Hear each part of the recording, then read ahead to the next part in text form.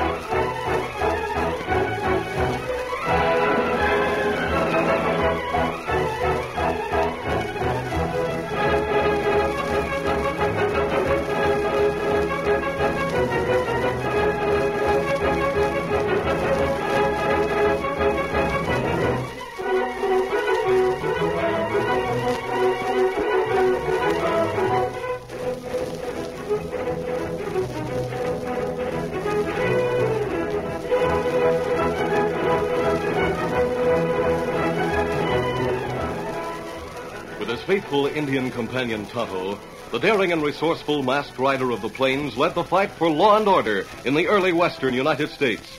Nowhere in the pages of history can one find a greater champion of justice. Return with us now to those thrilling days of yesteryear. From out of the past come the thundering hoofbeats of the great horse Silver. The Lone Ranger rides again. Come on, Silver. Let's go, big fellow. Hi-Yo Silver. Hi!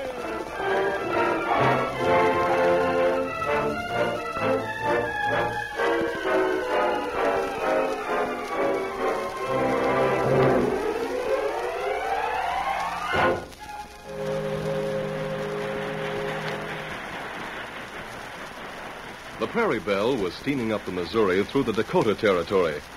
Among the passengers were a full company of soldiers under the command of Captain Bill Dennis, reinforcements for Fort Benton at the headwaters of the Missouri. The captain was accompanied by Claire, his young and beautiful bride. And this late afternoon, the two of them were standing on the upper deck, watching the river ahead and the mighty forest that rose on either side. It's beautiful, isn't it, Claire? You love this country, don't you, Bill? How can you help it? I wish I were like you. I wish I could say this forest is beautiful without thinking of what it must hide. Wild animals and Indians, and outlaws who are worse than savages. I'm afraid I'm a coward. Oh, you're not. A poor wife for an army officer. You're the best wife in the world. What's Fort Benton like? Well, it's in the middle of the gold country. There are quite a few boom towns near it. Helena and Alder and Virginia City. It's rough country, but I think you'll like it. They need reinforcements. Badly. That means there must be trouble. It's up to the Army to maintain law and order in the gold camps. Bill, would you be terribly disappointed if... If what? I won't say it. I'll try, Bill. Honey, if you don't like it, you're going straight back to St. Louis. That would be deserting in the face of duty. No, it wouldn't. And if I feel that there's any real danger, I'll insist that you go back. I'll try, Bill. Maybe it's only my imagination that makes me a coward. Hello there. Hello. Stephen Cortland. Why do you say it like that? Oh, I don't know. Seems to be a gentleman. Seems to be, sure. Well, the captain and his lady. I have good news for both of you. What's that? They'll be tying up at the beginning of the Big Bend tonight. Really? What's the Big Bend? A bend in the river, Mrs. Dennis? Seems to me it's bending all the time. How right you are.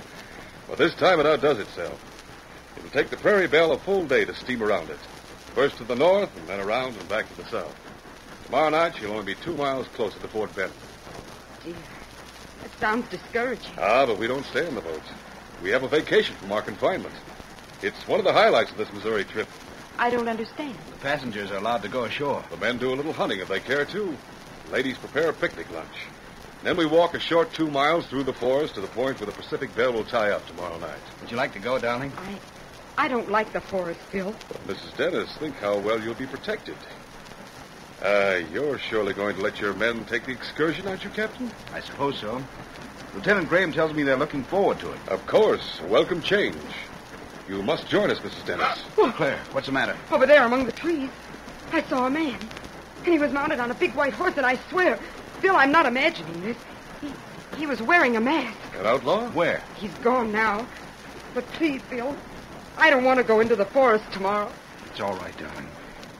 I'll send Joe with the men, and I'll stay with you.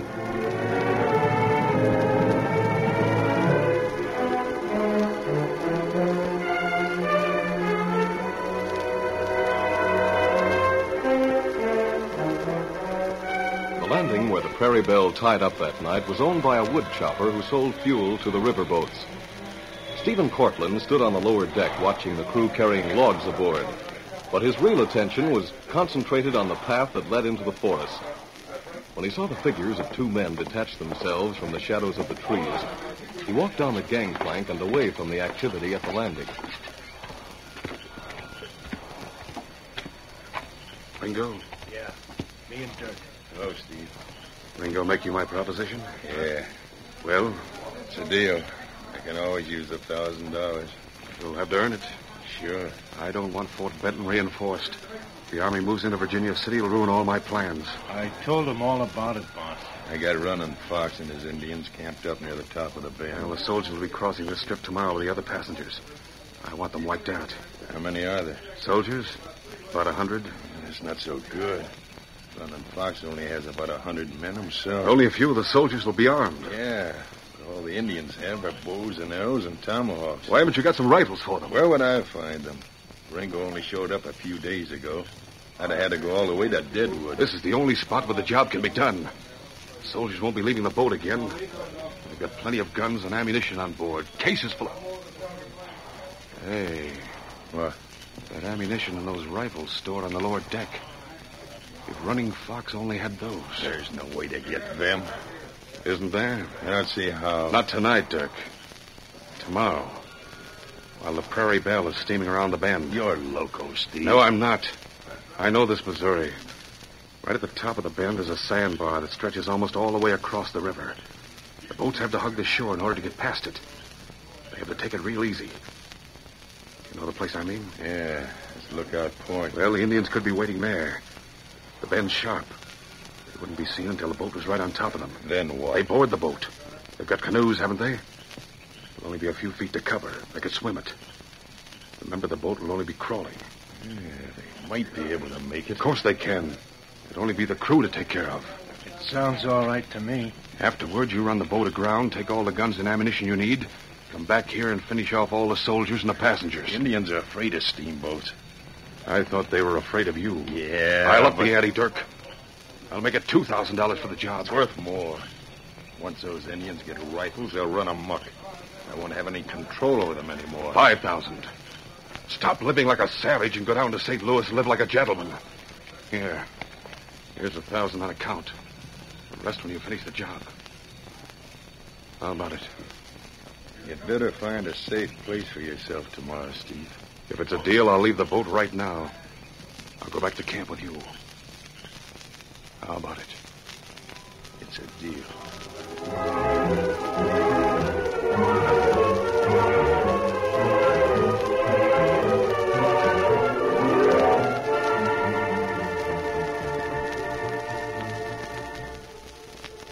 The Lone Ranger and Tonto were watching the 3 men as they talked.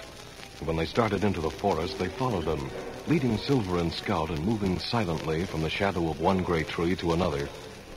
2 horses, a big chestnut and a gray, were hobbled in a clearing not far away. 2 of the men mounted the chestnut, the third the gray. Then they headed north along a game trail. We still follow him, Kimasabi. As far as they go, Tonto. That man with the flowered vest is Steve Cortland, the boss of Virginia City. Me know him. Him plenty bad. I've never seen the other 2. If they have anything to do with Cortland, they must be crooked. What them do here? That's what we'll have to find out. Oh, them out of sight now. And there's a moon, You'll be able to follow their trail without seeing them, won't you? Me read sign plenty easy. All right, let's go. Easy, steady, big fella. Hey, Scout. Come on, Silver. Get him up, Scout.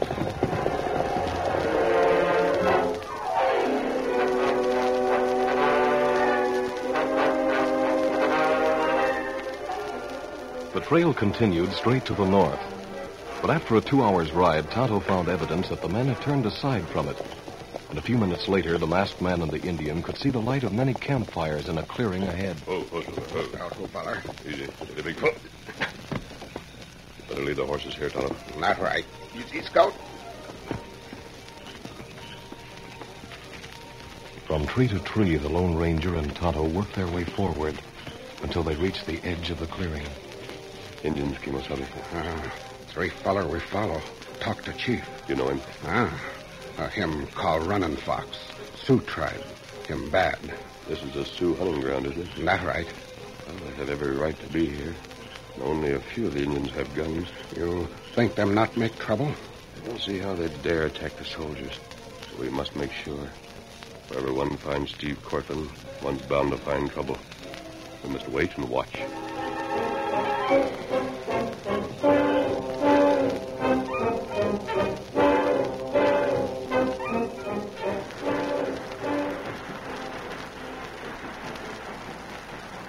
The following morning, after breakfast was served on board the Prairie Belle, all of the passengers, with the exception of Captain Dennis and Claire, went ashore.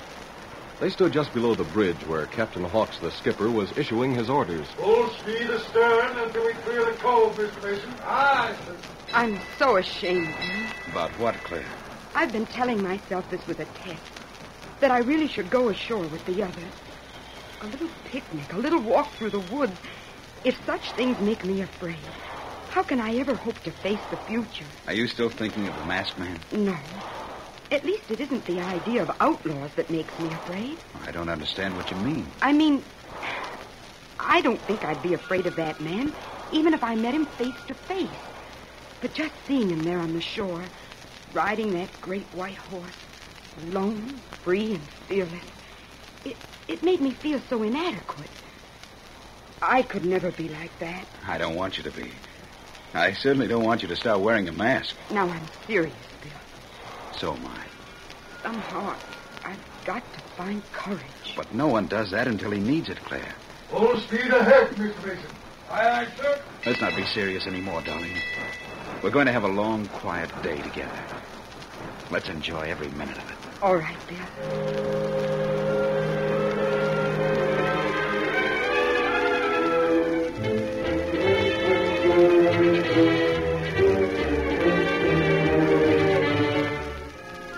Miles to the north, the Lone Ranger and Tonto listened from the edge of the clearing as Dirk talked to the Indians. None of you like the fireboat down in Missouri, do you? Of course you don't. They got no right here. But there's no reason to be afraid of them. Once we get on board, we can put out the fire. Then it won't be able to hurt you at all. You won't even be able to move. Oh, that's it, Tonto. But how do they expect to board the boat? Me not know. You'll be waiting for it with your canoe just around the bend at Lookout Point. The boat will be moving slow. It'll only take you a few seconds to get out to it. Then you can climb on board and kill all the crew. There's our answer. There won't be any soldiers on board. They're down south. But once we got to the boat, I'll give each of you a rifle. We can go after them. Go on, Tonto. The Prairie Belle has already started around the bend. We'll have to find a way to warn Captain Hawks before he reaches Lookout Point. Easy, steady, big fella. Easy, Scout. Come on, Silver. Get him up, Scout.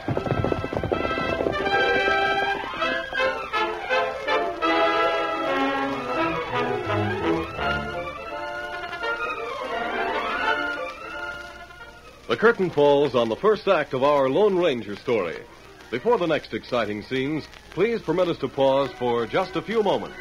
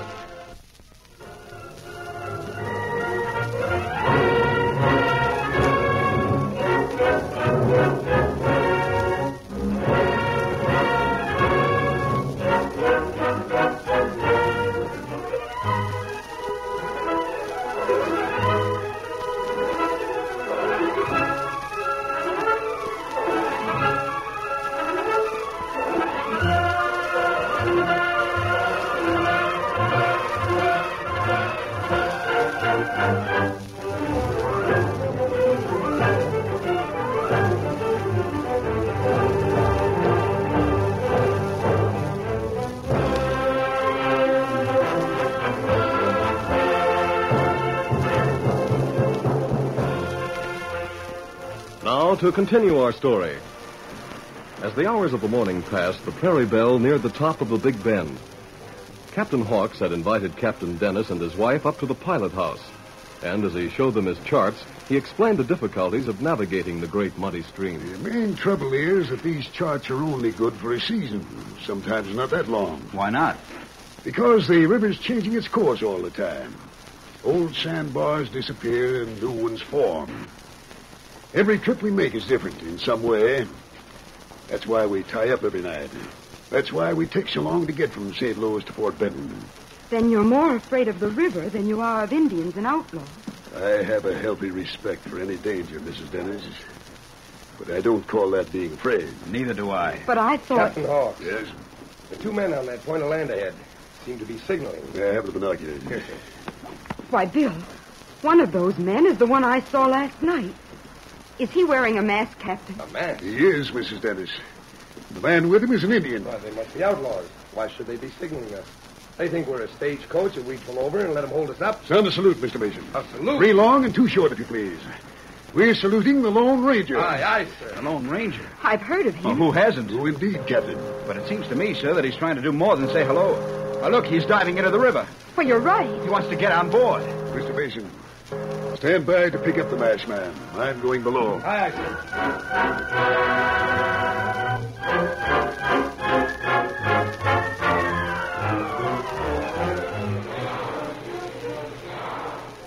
The Prairie Belle's forward motion slowed down, and as it neared the Lone Ranger, the paddle wheel was reversed to hold its position. Captain Hawks himself threw a rope to the masked man. Have a hold, mister. We'll give you a lift aboard. Thank you, Captain. All right, men. All right, now. Copy, coach. Well, this is an honor, sir. But I must admit it's something of a surprise. It's better for me to surprise you than for the Indians to do it, Captain. Indians? Yes, they're waiting for you at Lookout Point. I understand that you usually pass very close to the left bank there. Usually? Always, sir. The Indians are counting on it. They have canoes, and they'll be out to the boat and board it before you can stop them. A good thing you warned me. We'll have to turn around and get back. That may not be necessary. Hutt and I believe that the sandbar is washed away, that you can find a channel near the right bank. If you use that, you'd be too far away for the Indians to reach you. The channel near the right bank? Yes, Captain. We'll see. Come up to the pilot house with me.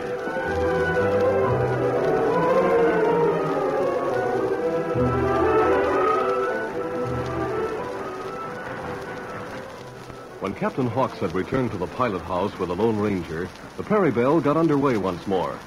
It rounded a bend, and Captain Hawks trained his long glass on the point ahead. I can't see any Indians. They're waiting around the point, sir. Hutt and I saw them. Take a look at the river near the right bank. I will. By the way, this is Captain and Mrs. Dennis. How do you do? Aye, sir. Your Indian friend is following us. I can see him now and then over on the bank. He's leading your white horse. Yes, I'll need Silver later. How does it happen you're not crossing this trip with your men, Captain? That was my fault. I wanted to stay on board. It would have been a good thing if all the passengers had. Why do you say that? I'll explain later. What do you see, Captain Hawks? You're right. From the way the current is flowing near the right bank, it must be deeper than it used to be. And the channel's wide enough for the boat? It'll be close, but I agree. If we run aground, there'll be no chance to get away from the Indians. Don't be afraid, Claire. Afraid? I'm not afraid. I'm just wondering if I remember how to shoot a rifle. Claire. Looks all right to me, masked man. We're going to try it. How's the starboard, Mr. Mason?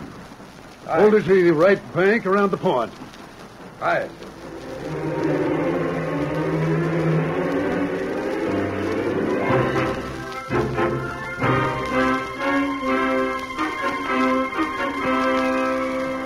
There were tense minutes ahead as the Prairie Belle steamed toward the narrow channel near the right bank. To run aground would mean that the Indians could cross the river and attack at will. The point was rounded. The Indians started toward the boat in their canoes, yelling their defiance. A shower of arrows fell on the boat, but the little group in the pilot house only had eyes for the channel ahead. They were almost through when a sickening, grinding sound assaulted their ears. The shallow hull was grinding against the remains of the sandbar.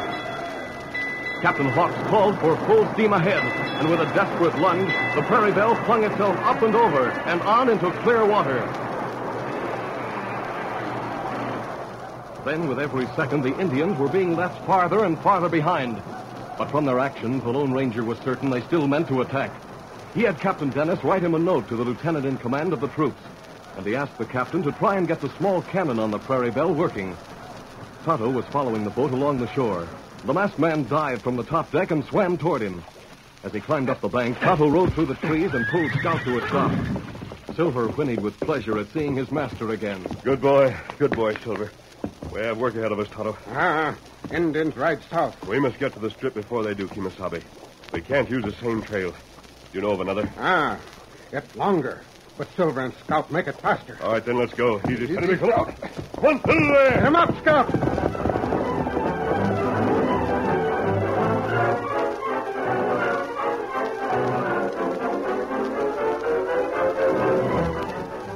Down at the strip, when they had finished with their picnic, a few of the soldiers went into the woods to see if they could bring down some game. But most of the passengers wandered through the forest to the landing, where the Prairie Belle would dock that night. Lieutenant Graham was standing there when his sergeant came running up to him. Lieutenant, there's a couple of riders coming this way. Look where I'm pointing. I see them. They're in an all-fired hurry, Lieutenant. Ready with your carbine. One of them's an Indian. The other's masked. That's right, sir. Don't shoot! Hold your fire. You've got them covered. Hold. Who are you and what do you want? This note will explain everything, Lieutenant. What? From Captain Dennis? Yes. But he says that I'm to follow your instructions and everything. Instructions about what? There's a band of Indians on their way here, led by 3 white men. They're going to try and massacre your troops and the passengers from the Prairie Belle. Massacre? The first thing to do is get everybody together here around the landing. All right. Sergeant, send out a detail to round up all the passengers. And have the bugler sound assembly. Yes, sir. Is this the place to stand off an attack? It's the only place. There's a cabin for the women and children. There's clear ground around it to give you a fuel to fire. There are plenty of rocks to give your men cover. I know that all your men don't have rifles and are not carrying much ammunition. Well, how do you know that? Captain Dennis told me. But he's on board the Prairie Belle, and how did you get this note from him? It looks like his writing, but maybe it's a forgery. Maybe this is all a trick to... To what, Lieutenant? Why should I warn you of an attack if this were a trick? I don't know. What were you saying about the men and their ammunition? They'll need more. You'll have to get it from the Prairie Belle.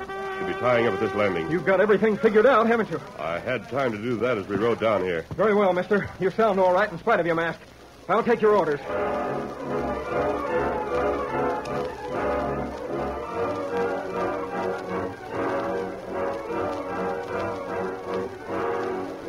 The Lone Ranger assumed command of the passengers and the troops. In less than 15 minutes, the women and children were inside the cabin, and all the men who were armed had taken their positions in a wide half circle around the landing. Then... Here they come. Hold your fire, men. Wait until they show themselves. They've got to cross the clearing to reach us. You said they didn't have guns. The white men have guns. Only a few of the Indians do. Get after them. Get your tanks to get rid of the soldiers. They're charging. Now, Lieutenant. Fire at will, men. Drive them back.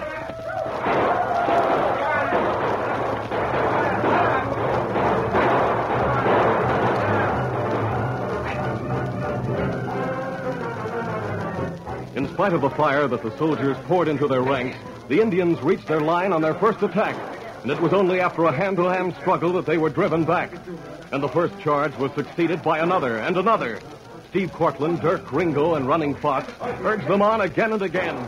Each time the soldiers drove them back, but at the end of an hour... We've turned them back again, masked man. Good work. But we're just about out of ammunition.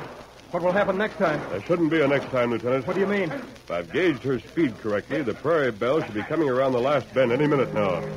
You're right, there she is. That's Captain Dennis up forward. Yeah. If he has that cannon working and fires over our heads into the Indians' ranks, the battle will be over. The Lone Ranger and the lieutenant watched the captain and the members of the boat's crew who were working at the cannon on the upper deck of the Prairie Belle. They saw the crewman stand back. The captain pulled the lanyard. There was a puff of smoke, and then the shot crashed through the trees beyond the Indians. They had dismounted after their last charge, and the shot landed near their horses. A half-wild Mustang stampeded. The captain called his crew back to the cannon. It was reloaded, and this time the shot landed so close to the Indians themselves that they were filled with panic. Good work, Captain. The Indians are trying to get away. The white men are trying to stop them. Lieutenant, those white men should be captured and sent to jail. Running Fox should be turned over to the colonel at Fort George. Will you go after them with me? Charge them on foot? The odds are even. They've lost their horses. What's more, they've lost the will to fight. Sure thing. Mr. Will follow you. Come on, boys. Follow the masked man! The Indians were completely demoralized. Cortland, Ringo, and Dirk tried to make them hold their ground. But as the troops with the Lone Ranger at their head charged toward them, they threw down their weapons and yelled for mercy. The three white men tried to make a run for it, but a shot from the masked man caught Ringo's right arm. And the others, realizing they could not reach the cover of the deep forest, threw down their guns. Forrest, you got it! Here comes Captain Dennis. You caught them. Yes, Captain. These are your prisoners. You can drop Running Fox off at Fort George. You better take these others all the way to Fort Benton. Oh, Cortland's the man who's been causing all the trouble in Virginia City. He sure won't be doing that anymore. All right, boys. Get them aboard, and let's see how they look in iron.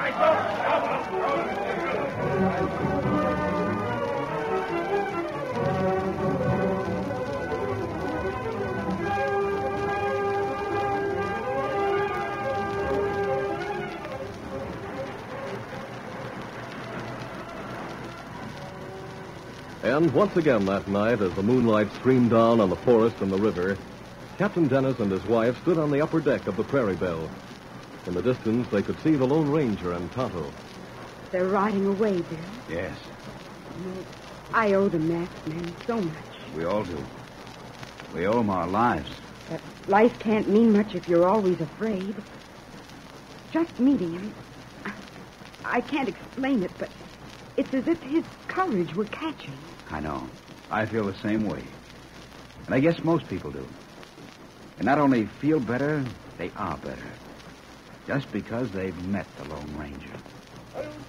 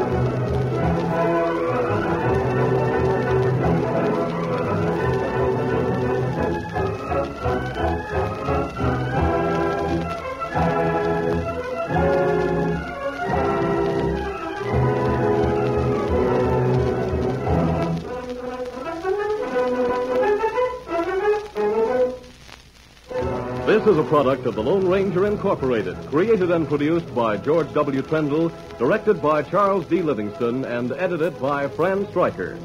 The part of the Lone Ranger is played by Brace Beamer.